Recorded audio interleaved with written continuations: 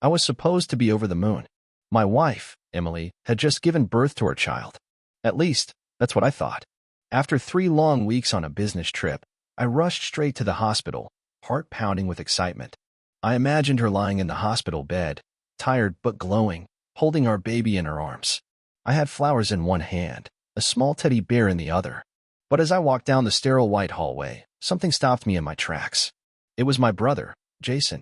His voice, casual, almost amused, drifted through the slightly open hospital room door. He has no clue. At least he's a good cash cow. My heart slowed. My grip tightened around the flowers, crumpling the delicate petals. Then Emily's voice, that soft, sweet tone I had once loved, followed. We too deserve happiness. He's just a useless failure. The air left my lungs. My world tilted. My stomach twisted into knots.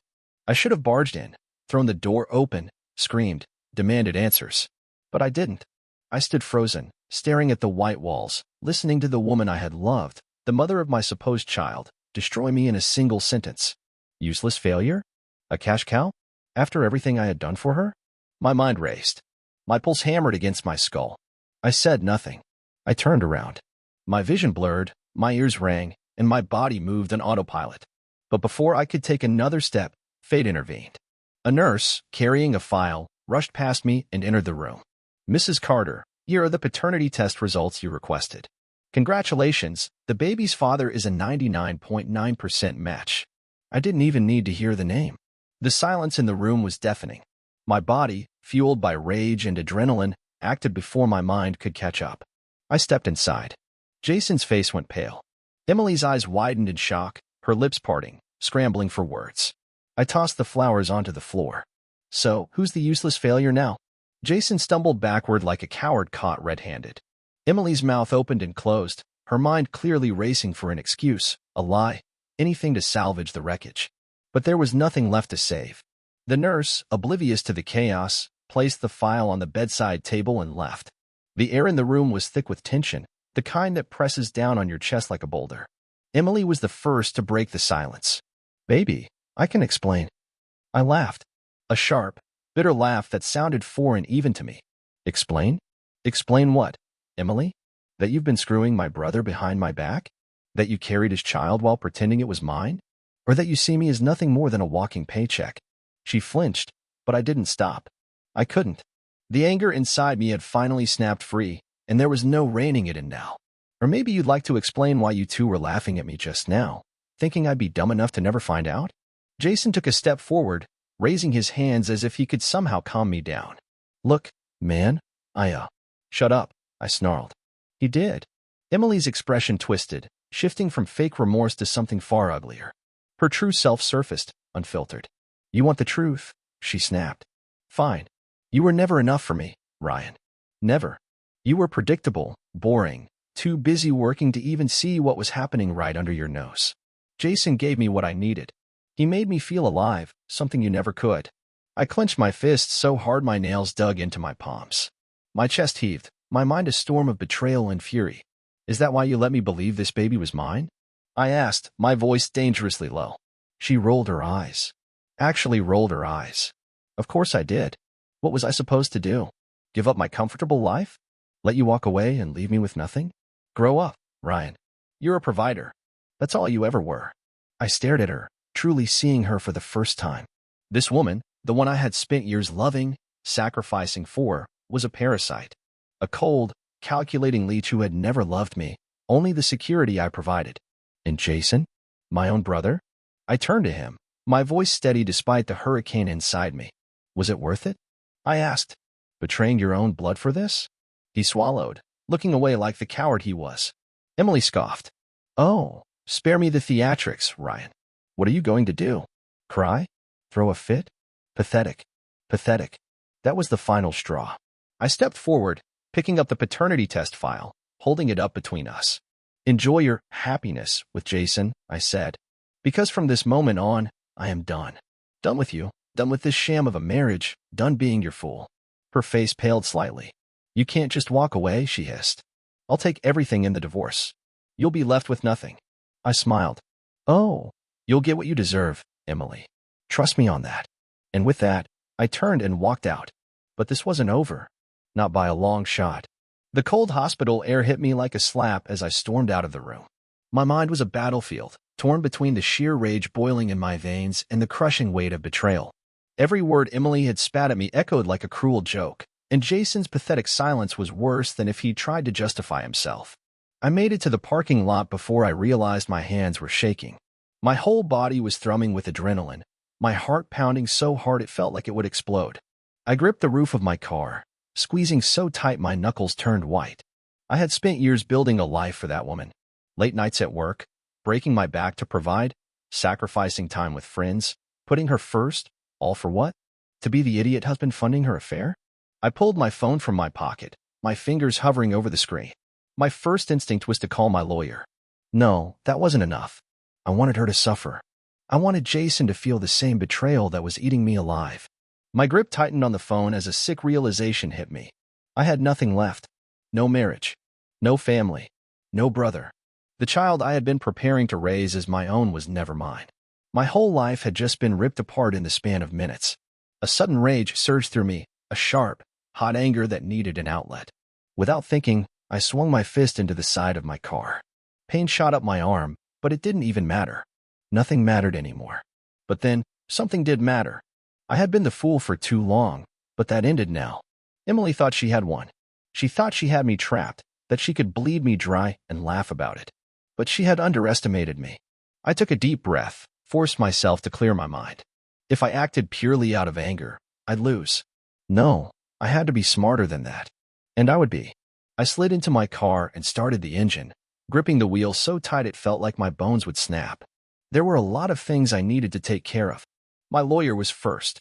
I wasn't about to let Emily take a damn cent more than what was legally necessary. Jason?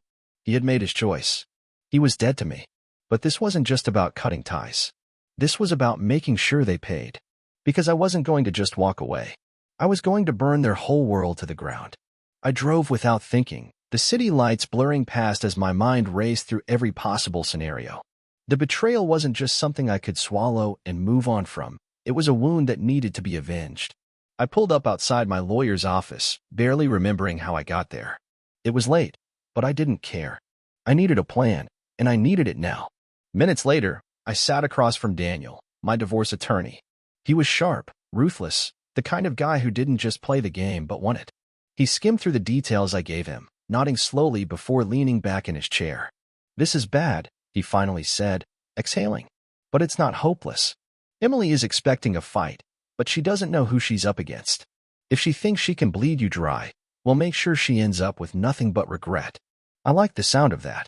Daniel outlined the strategy, proving infidelity, financial misconduct, every legal loophole that would leave me in control and her out in the cold. The paternity test would be our weapon. If the child wasn't mine, I owed her nothing. By the time I left the office, I had a solid plan. I wasn't going to just get out of this marriage. I was going to destroy her in court. But something inside me still burned. This wasn't enough. I wanted her to feel humiliated. I wanted Jason to know that he hadn't just stolen my wife. He had stolen a nightmare. I wasn't done yet. The next morning, I made my move. The first thing I did was lock her out of my bank accounts. Every shared credit card? Canceled. Every dollar I had ever given her access to? Gone. She wanted to treat me like a cash cow? Let's see how she survived without my money. Then, I made sure everyone knew. I sent the paternity test results to her parents, her friends, and even her workplace. No more pretending. No more fake smiles. Let her explain why her husband was leaving her in the dust. And Jason? He had no idea what was coming. I showed up at his apartment unannounced, my blood boiling as I pounded on his door. When he opened it, his smug face twisted into shock. "Ryan, look, man, I didn't let him finish." My fist connected with his jaw before he could spew another lie. He stumbled back, crashing into the wall, groaning in pain. "You betrayed your own brother," I growled. "For what? Some cheap thrill? You think she loves you? You're nothing but her next meal ticket." Jason held his face, his expression shifting from guilt to anger. "You don't understand it." "I understand everything," I cut him off. "I understand you're a coward. I understand you threw away everything for a woman who will leave you the second you're not useful anymore." I turned to leave, but I wasn't done. "You know what the best part is?" I called over my shoulder. "She's your problem now. Enjoy the nightmare you stole from me." As I walked away, I didn't feel regret. I didn't feel sadness. I felt free. But Emily? She hadn't even begun to suffer yet. 2 days passed, and I hadn't heard a word from Emily. Not a single call, not a pathetic excuse, nothing. It was almost disappointing. I expected her to at least try to manipulate me, to weasel her way out of the disaster she created. But then again, maybe she was too busy clinging to Jason now that her meal ticket had cut her off. I wasn't done yet. I wanted to watch her world collapse in real time. So I waited. And then, on the third morning, my phone rang. Emily. I let it ring a few times before answering. Ryan, she started, her voice dripping with forced sweetness. We need to talk. I smirked. Do we? Cut the crap, she snapped, her mask slipping almost instantly. I know what you did. You're gonna have to be more specific, I said casually. I've done a lot lately. You froze my accounts.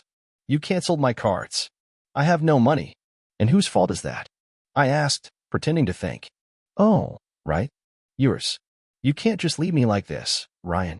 I have a child to take care of. I laughed. Actually laughed. Your child, I corrected.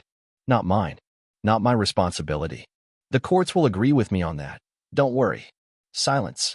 I could practically hear the gears turning in her head, scrambling for a way to twist this in her favor. You're not going to get away with this, she finally said, her voice venomous. Oh, but I already have. I hung up.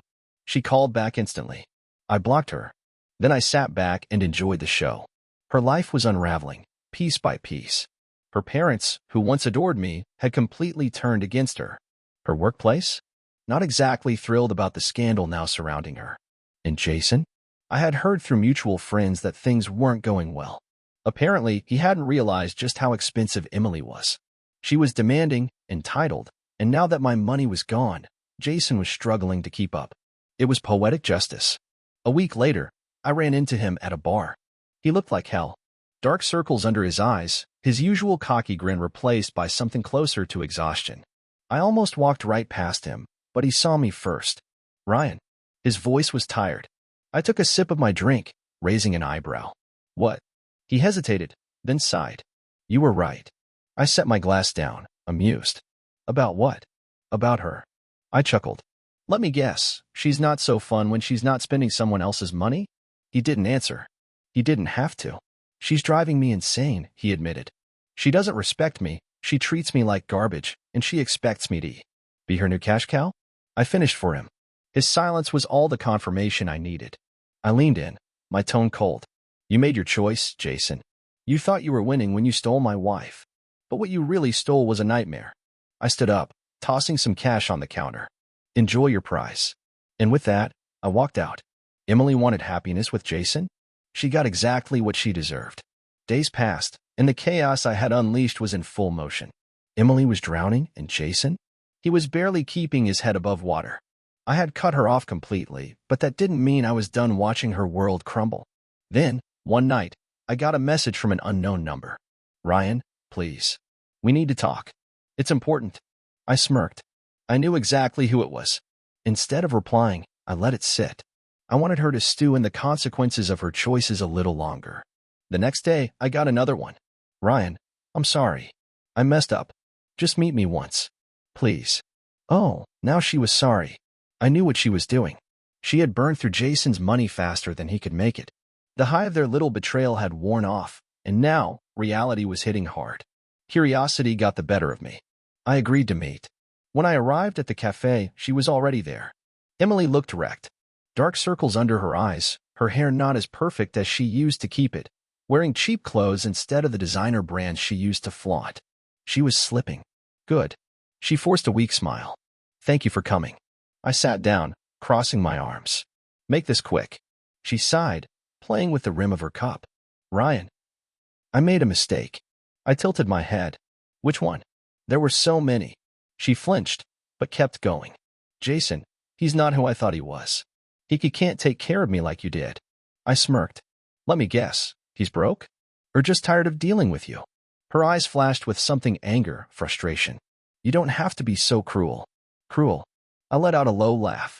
You want to talk about cruel? Let's talk about the years I wasted on you. The lies. The betrayal. The way you laughed about it behind my back. That was cruel. She swallowed, looking down. I know. And I regret it. Do you? I leaned in, My voice cold. Or do you just regret losing? Silence. I already knew the answer. She didn't love me. She never did. She loved what I provided. And now that it was gone, she wanted to slither her way back in. Pathetic. She reached across the table, her fingers brushing mine. Ryan, can we just try again? Start over. I pulled my hand away. No, Emily. We are done. You made your choice. Now live with it. Her face crumbled, her last desperate attempt shattering before her eyes. I stood up, throwing a few bills on the table. Enjoy your life, Emily. Whatever's left of it. And with that, I walked away. For the first time in a long time, I felt free. A week passed, and I thought I had finally closed that chapter of my life. Emily was out of my world. Jason was suffering in the hell he created, and I was free to move on. But just when I thought it was over, life had one more surprise waiting for me.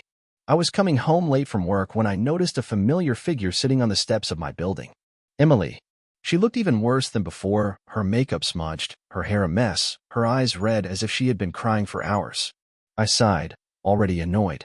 What the hell are you doing here? She sniffled, looking up at me with a desperation I hadn't seen before. Ryan, please. I have nowhere else to go. I folded my arms, staying right where I was. Not my problem. Jason kicked me out, she admitted, her voice trembling. He said I was a burden. He told me I ruined his life. I laughed. Actually laughed. Oh, that's rich. You betrayed me for him, and now he's treating you like garbage? What a shocking twist. Ryan, please, she whispered, standing up. I know I hurt you. I know I don't deserve your kindness. But I have nowhere else to go. Just let me stay for a few days. Please. I stared at her, waiting for the anger to come, waiting for the satisfaction of seeing her completely ruined. But all I felt was nothing. This woman had spent years pretending to love me. She had laughed about using me. She had spit in my face and chosen my own brother over me.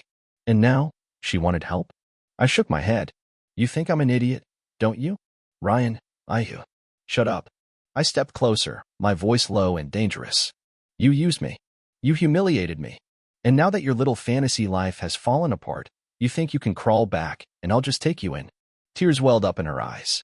I have nowhere else to go, Ryan. Not my problem. Her lip quivered. Please. I still love you. I laughed again, shaking my head. You don't love anyone but yourself, Emily. And I'm done being your safety net. I pulled out my phone, scrolling to my blocked list. With one tap, I unblocked her number, just long enough to send one final message. Lose this number. Forever. Then I blocked her again. I looked up, meeting her teary gaze. Now get off my property before I call the cops. She opened her mouth, maybe to beg one last time, but I had already turned away. I walked up the stairs, unlocked my door, and stepped inside without looking back. I didn't need to. Because for the first time in years, Emily was finally out of my life. The door shut behind me, sealing Emily and all of her chaos on the other side. I stood there for a moment, listening, waiting. Nothing. No pounding on the door. No screaming. No last-minute manipulations. Just silence. I exhaled, rolling my shoulders as if shaking off the last remnants of her presence. It was over. Really over. I walked into my living room, dropping my keys on the table. I should have felt victorious, but instead, there was just emptiness. Not regret. Not sadness. Just the realization that I had wasted years of my life on someone who never deserved a second of it. I poured myself a drink, sinking onto the couch. Everything that had happened in the past few weeks played in my mind like a messed-up movie. The betrayal, the lies, the moment I found out that the child I had been waiting for wasn't mine. Jason and Emily thought they had won. Thought they had outsmarted me. But now, Emily was homeless. Jason was drowning. And I was free. I took a slow sip of my drink, letting the burn settle in my chest. For the first time in a long time, I wasn't the fool anymore. Then my phone buzzed. I frowned, picking it up. A message from an old friend, Nick. Heard about what happened. Drinks this weekend? On me. I smirked. Maybe it was time to start living again. I typed a quick reply. Hell yeah. Then I put my phone down, leaned back, and smiled. Because this was just the beginning. The weekend came faster than I expected. For the first time in years, I didn't feel like a man weighed down by a toxic marriage, a cheating wife, or a backstabbing brother. I felt like me again.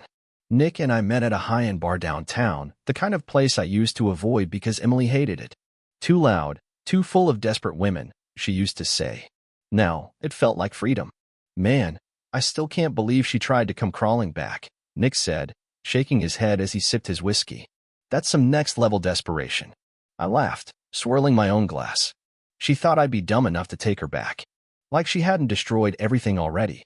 Nick smirked. And Jason? How's he doing? I leaned back, grinning. Miserable. He's broke, stressed, and stuck with Emily's constant nagging. A real dream come true. Nick let out a low whistle. Couldn't have happened to a better guy. We drank, we laughed, and for the first time in ages, I didn't feel like a man recovering from betrayal. I felt like someone who had won. At some point, I caught a woman watching me from across the bar. Blonde, striking eyes, the kind of confidence that made her stand out. She raised her glass, a silent invitation. Nick nudged me. You gonna sit here all night? Or are you finally moving on? I glanced at my empty glass, then at the woman, and smirked. Yeah, I think I am. I got up, walking toward her, leaving the past where it belonged, behind me. Because I wasn't a victim. I was free. And this? This was just the start of something better.